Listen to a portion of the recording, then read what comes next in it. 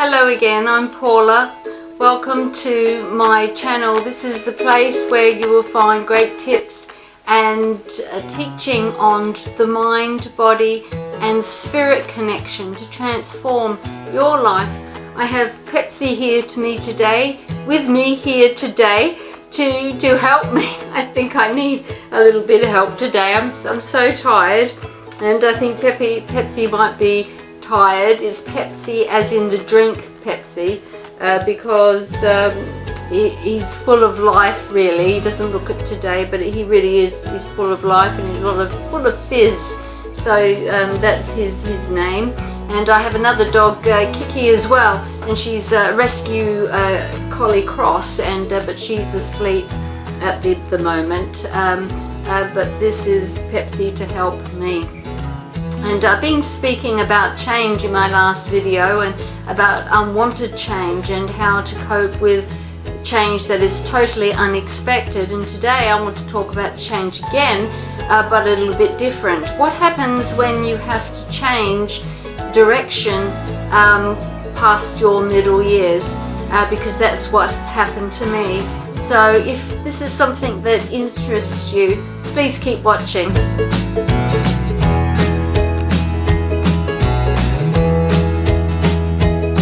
Change in middle years can be absolutely devastating, or it can be a great joy, depending on the circumstances. For me, due to COVID-19 lockdowns, I have found it's changed my life profoundly, and I had to learn to change with it.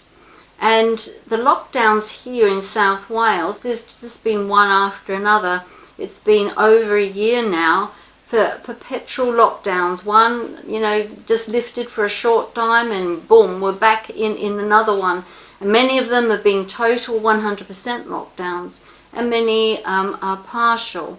And I found that with my work as a minister has changed profoundly, because all of that work, absolutely all of that work, was always face to face. I would do a Sunday service. I would be there. I would visit people in their homes. I would go to coffee mornings. I would go to bazaars, to fetes, to all sorts of things and places and situations, and everything had to do with face-to-face meeting people. And then all of a sudden, during the lockdown, that all stopped abruptly. And I had to learn to reinvent myself and my ministry, because I had to ask myself the question, how can I reinvent that so I can continue on to share that? I was continuing to do funerals, and unfortunately there was many of those to do. So I had to think to myself outside of the box a little bit more. And that's what I encourage you to do.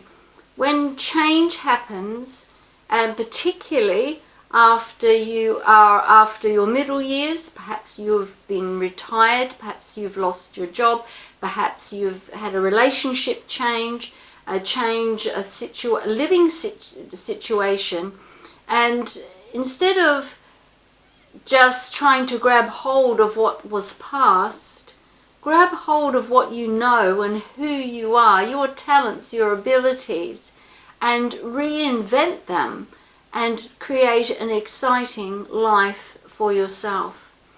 Is it easy? No. It's very hard to do. It takes a lot of courage to do that. But you're a person of courage, I know you are, and so you can do it. So instead of hankering after what could have been and what might have been and what was, think about what the things that you can take forward, but look at them differently, reinvent them, and so they can become something beautiful, something worthwhile for you to do and for people to enjoy. And so how did I reinvent myself as far as my church ministry is concerned? Well, we had to move it all online. And I am only a self-taught computer person.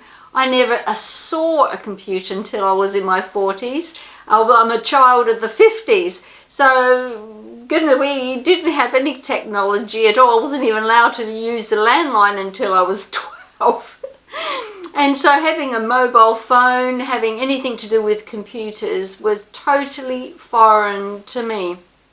And I remember as the minister of the church in my denomination, they started to put out emails and things like that. And I knew that I wouldn't be able to do my work properly if I didn't get computer savvy. So I bought a computer and I taught myself. So all of that, everything now is completely online, but I am not that savvy at it. So what did I do? Well, I went on YouTube, I bought books, I studied for weeks and months and learned about it. Learned about how I could use the online things that are out there, the social media, websites, YouTube that you're watching, all sorts of things that are available on the internet.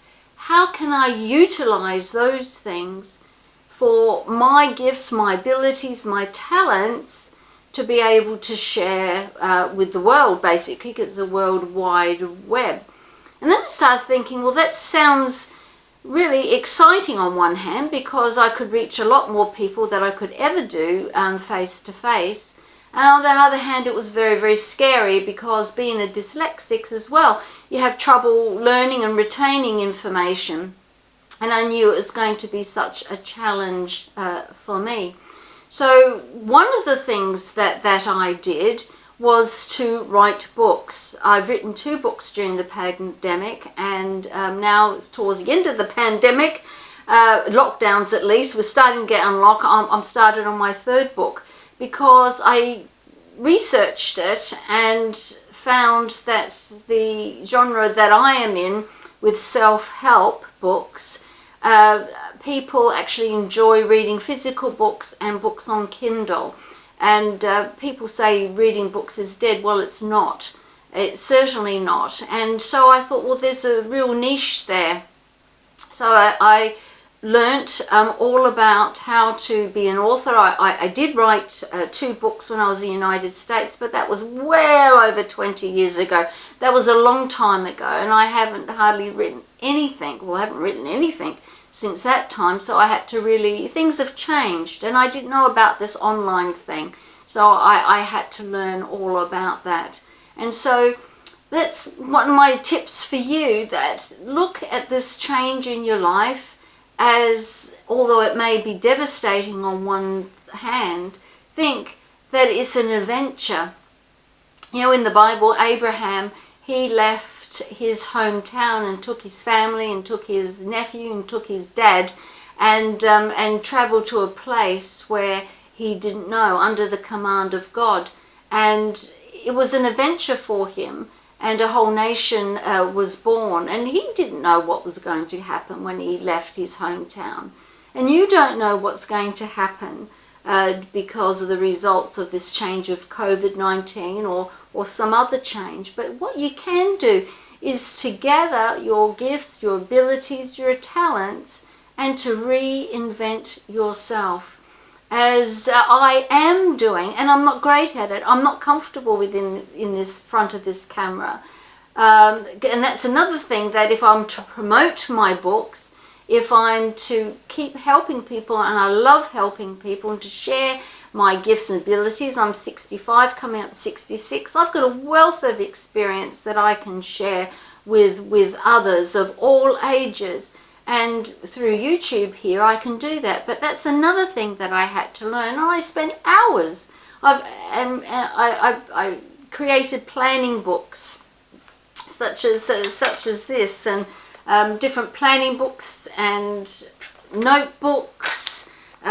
So I could take notes on everything that I've learned, so I can able to do it the best of my ability. I watch YouTube videos. I ask for advice from others and do the best I can. So that's another change I've made, sitting in front of this camera, and I'm not great at it.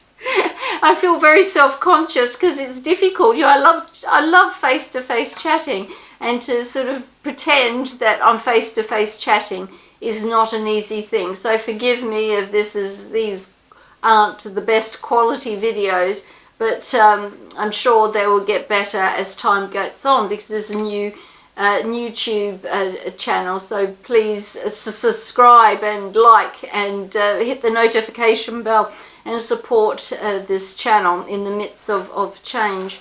So there's two changes that I have made by writing books, two books, which the information is down to the description below and on this YouTube channel. And there's so many other changes that I've made during this COVID-19, and I don't want to deliberate because I think it'll make the video a little bit too long, and so I'll make another video about other changes.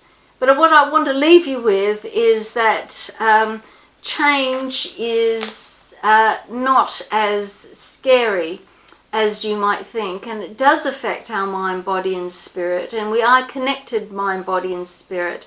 And to transform our lives, we need to take the best from this change and the best from your life, and to reinvent yourself. I'm sure there'll be other videos to come with a little bit more details on how to do that, and there's some tips in both of my books on how to cope with grief and profound change in your life. Well, from Pepsi to me, from Pepsi and me, I think he's asleep at the moment. Thank you for watching, and so please support this channel by subscribing and notification bell, because that'll tell YouTube that this is valuable content, and I hope it has encouraged you. If you wish to, please comment below, and as I said, hit the subscribe button and like, and I'd love to hear your comments as well. If you've got any tips for me on how to run this channel better, I'd be grateful. It's all on a shoestring, but hey, you know, we're all in the same boat, aren't we? And you're never too old to learn, never too old to learn new tricks. I did my Master of Arts in my mid-50s, and I started a PhD also in my late 50s. Well, I earned the master's degree and went straight into the PhD, which I wasn't able to finish, but that's another story. But I'll see you in the next video.